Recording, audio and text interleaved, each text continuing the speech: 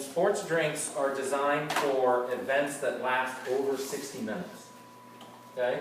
And so, if you're going out, like, if I'm working with a runner, and they're going out for a 30-minute run, there's no sense in them drinking a sports drink, because it only lasts 30 minutes.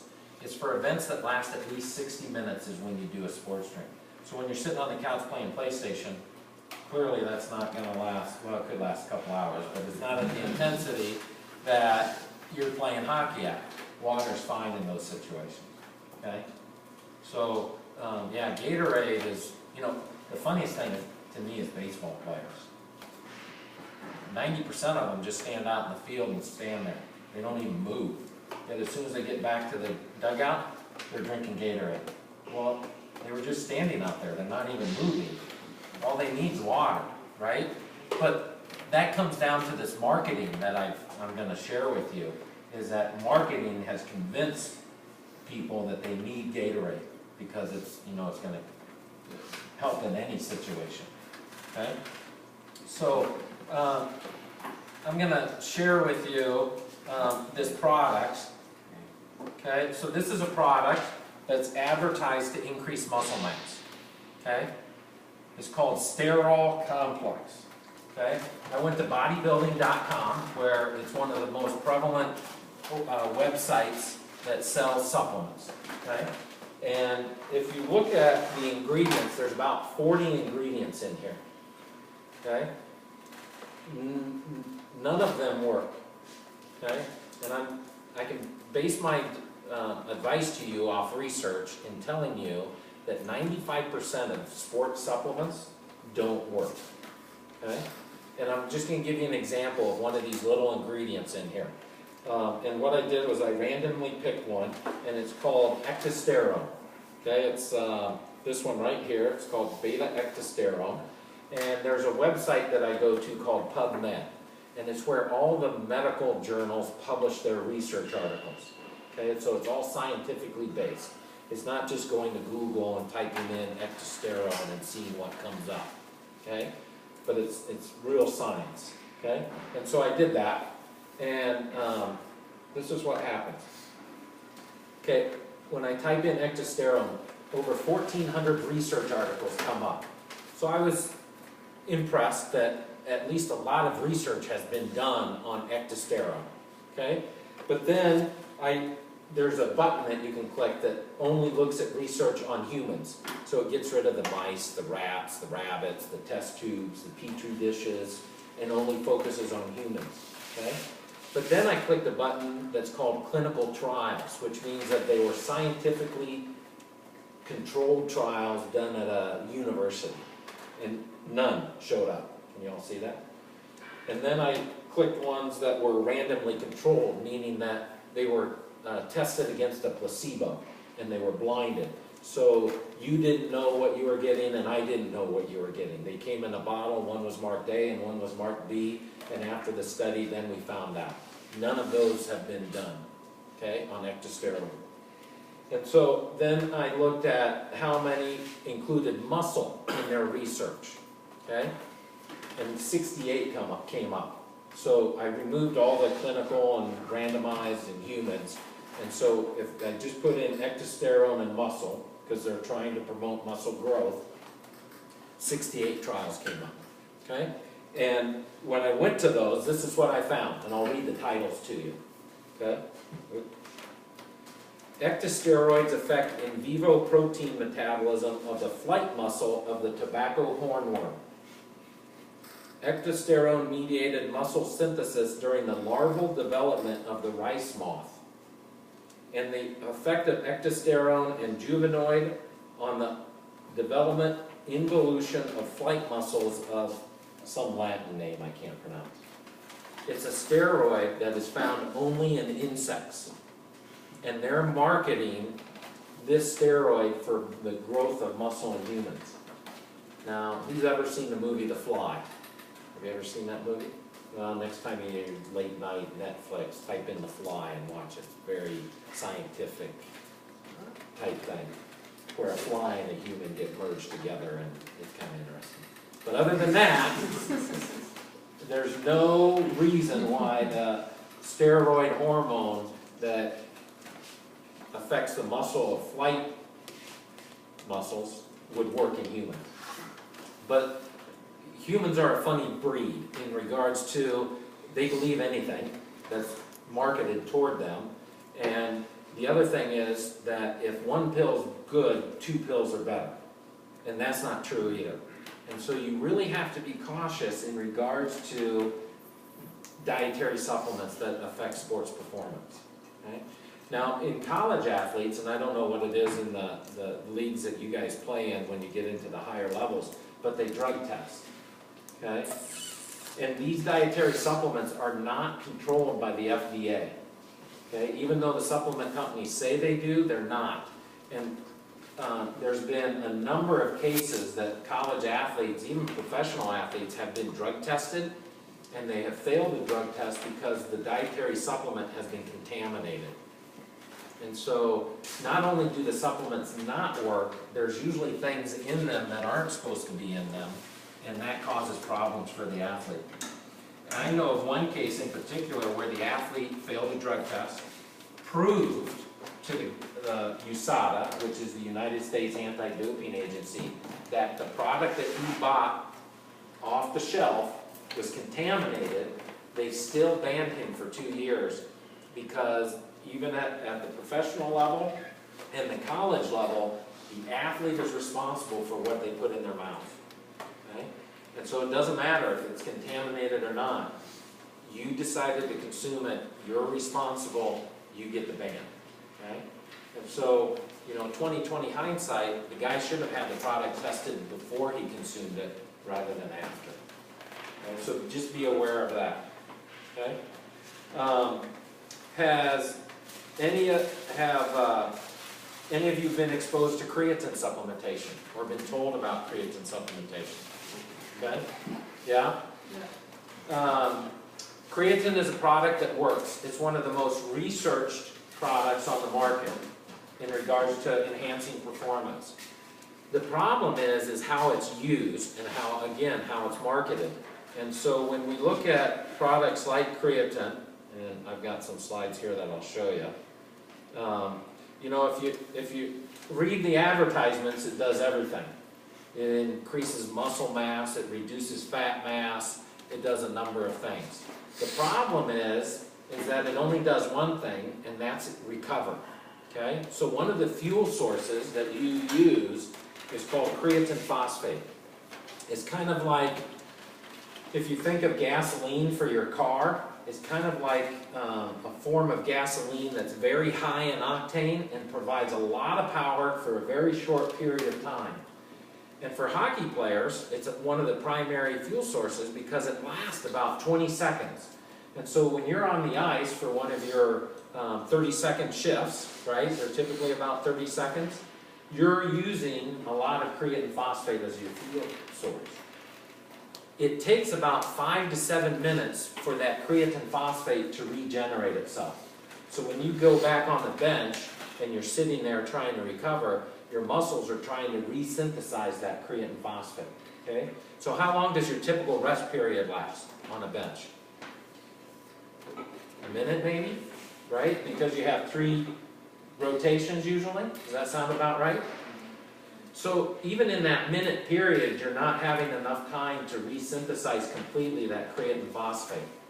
So what happens is your muscles shift to a lower quality of fuel called glycogen. And that's where carbohydrate is stored in your muscle. It's stored as glycogen. It's still a great fuel source. It just doesn't provide the power that creatine phosphate does. So athletes have been told that if you take this creatine phosphate, you'll have more power, you'll recover faster. Does that make sense? Okay? Problem is, it doesn't work all the time. And the reason for that is if you look at the research, it takes at least 2 minutes for creatine resynthesis to occur at a higher level with creatine supplementation. Okay? So I tell the same thing to football players. Creatine isn't going to help you on the field. Creatine is not going to help you on the ice. If creatine works, it's going to help you in the weight room. Help you to build the strength in the muscle which then hopefully will transfer to the ice, or in football players, the field. The problem is that it hasn't been researched in teenagers. So it's not something I recommend. Even if, my son was playing hockey or football, I wouldn't recommend my son to use creatine. Even college athletes, I don't recommend them to use creatine. First recommendation, train right. Second recommendation is eat right. If you're not eating right, creatine's not going to help you anyway. Okay? So the key is to make sure that you're eating a balanced diet that provides the carbohydrates and protein that you need for the energy and for the recovery. Train right, and that's going to be your best way of improving performance. Okay? But it's not going to help you out on the ice, guaranteed. Research shows that. Okay? Females as well. There isn't anything out there that is going to improve performance from a supplement standpoint. It all comes down to proper nutrition, proper training. Okay?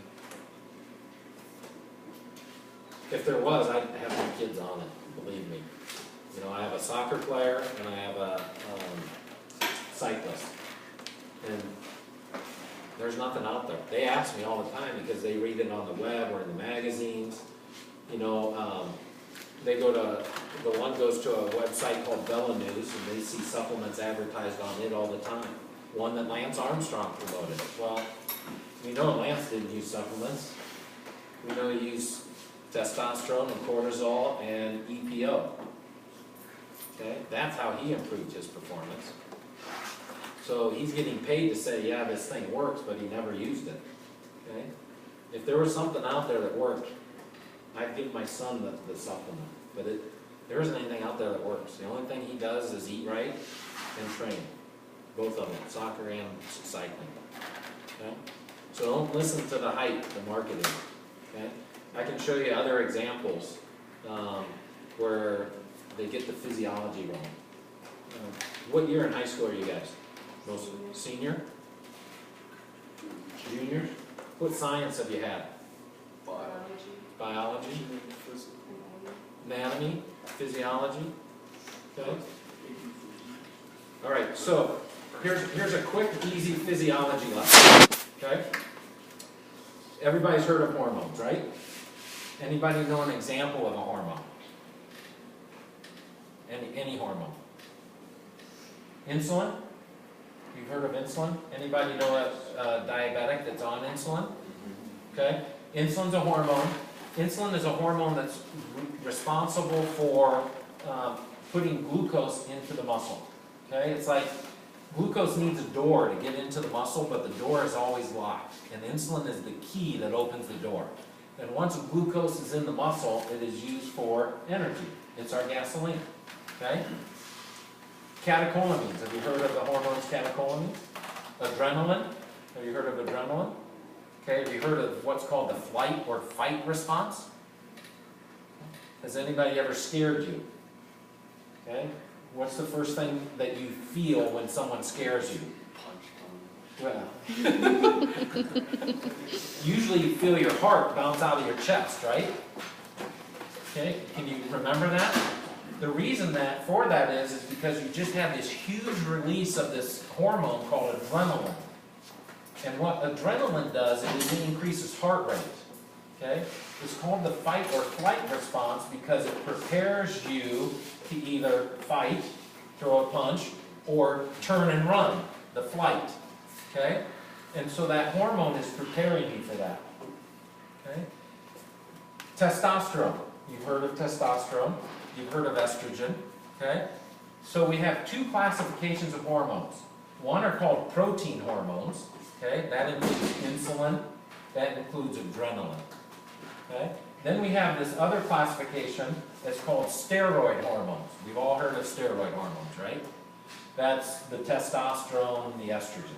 Okay? The difference between the two is how they communicate with the cell. Okay? So protein hormones are just like insulin. They're a key that opens a door on the cell surface that allow things into the cell. Okay? Pretty easy, right? Glucose. Insulin opens the door, glucose goes in. The key is on the outside of the cell. Steroid hormones don't need a key to get inside the cell. They just go through the cell. Okay? And they bind or unlock something that's inside the cell. Okay? There's a product that I'll show you here.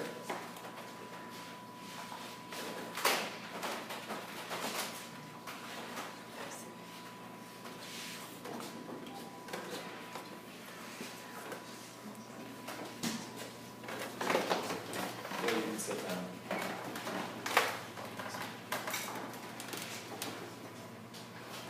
Okay, it's called T-Bomb. Great product. Love the name. Okay? Again, went to bodybuilding.com and just looked it up. Okay? It's supposed to, for men, it's supposed to increase testosterone. Of course, testosterone is important because it promotes muscle growth. We're going to increase performance. Okay? Some females take testosterone, bodybuilders. There's even some sprint athletes that have taken testosterone to grow muscle and increase muscle mass and improve performance. Okay? The marketers got the physiology wrong on this product. And if you go to the website and read about it, they have this really nice graphic that goes point by point into what this product is supposed to do. Okay? And on the second page, up here at the top, right here in the bottom middle, it talks about second messenger. Well, in regards to those two classifications of hormones, protein hormones like insulin, they require what's called a second messenger. Okay? It'd be like you going to the door and knocking, but not being allowed in, but you're able to tell the person on the other side of the door what to do. Okay? That's what protein hormones do. They go to the door, unlock it, and then tell someone inside the cell what to do. Okay? That's called a second messenger. Steroid hormones don't need second messengers. They just go and deliver the message themselves. So they even get the physiology wrong when they're advertising these products. Okay? The other problem is that what's in the product isn't what's on the label. There's a number of instances where you can buy a product and read the label, and what's on the label isn't what's in the product. And that's because no one polices these supplement companies. And that's where that contamination problem comes in.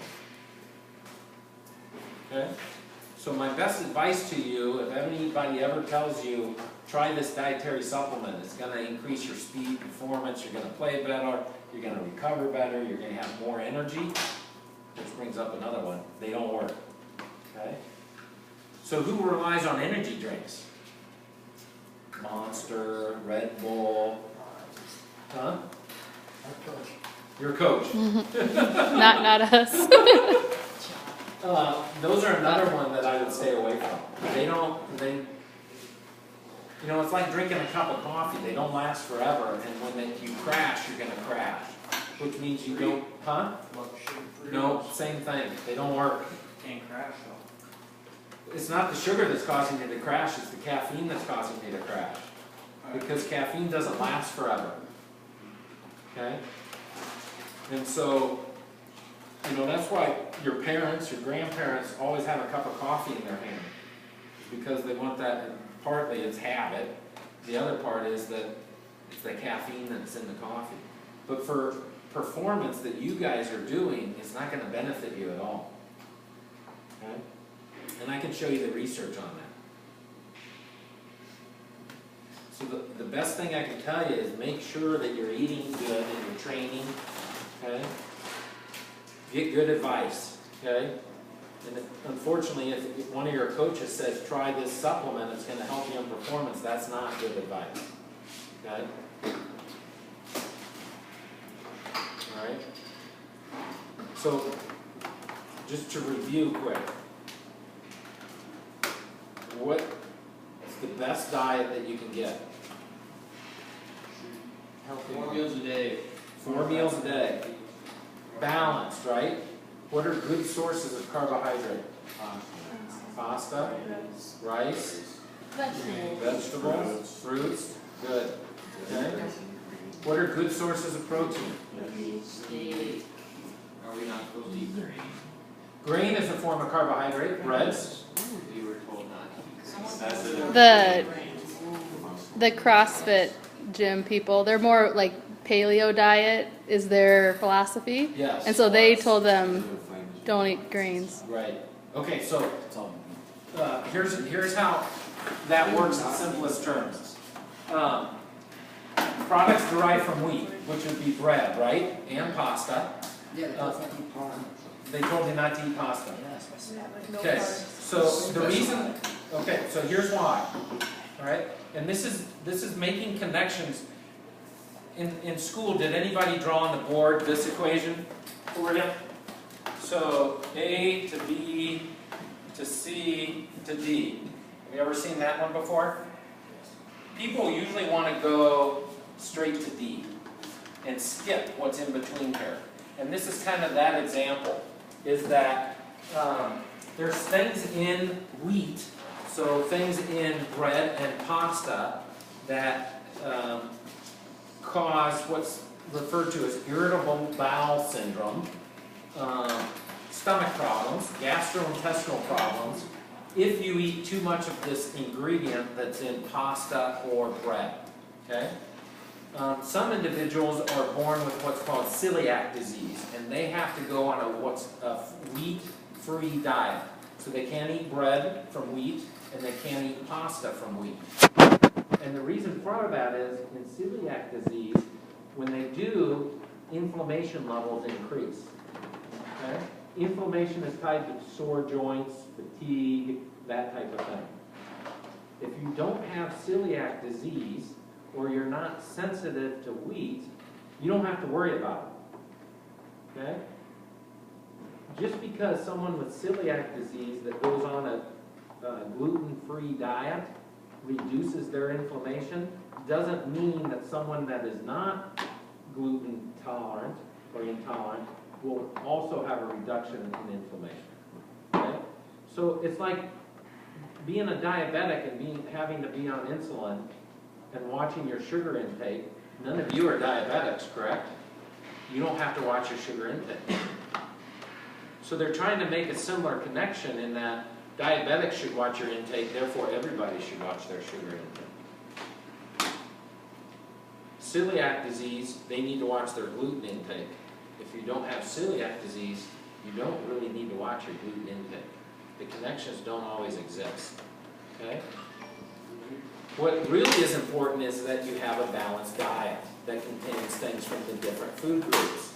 So, carbohydrates, good source, rice, pasta, okay? That doesn't mean that your whole plate is pasta. That means a portion of your plate is pasta or rice. Variety is also very important. You don't need to have pasta or bread at every meal. Okay? You select different choices of carbohydrate. So rice is a good choice. Vegetables. Does that make sense? Okay. If you ever need nutritional advice, legally, the only people that can give you nutritional advice is a registered dietitian, because they have gone through 4 years of college and have gone through extensive studying. Okay? So individuals that provide you nutritional advice that aren't registered dietitians, in reality, they're breaking the law, because the law states that unless you're a registered dietitian or a physician recognized with a scope of practice that includes nutritional advice, so that includes nutrition, chiropractor, nurses, registered dietitians, they're the only ones that can give you nutritional advice. Okay? Someone that owns a gym is not allowed to give you nutritional advice by law. They don't enforce it, but by law they're not allowed to give you nutritional advice. Okay? So if you ever need nutritional advice and you want someone that specializes in sports nutrition, I can give you a name for a sports dietitian. She works up at SDSU and she can provide, she was an athlete herself, and she can give you excellent advice. Any questions? Key is balanced diet. Make sure you eat a good balanced breakfast. Get up early in the morning if you want eggs. Otherwise, try a protein supplement, 100% whey, you can get it at Target, okay? And that advice goes for, you know, whether you're a 14-year-old, 15-year-old, 18-year-old, 20-year-old, 48-year-old, same advice applies. Okay? Olympic athlete. Olympic athlete. Yep.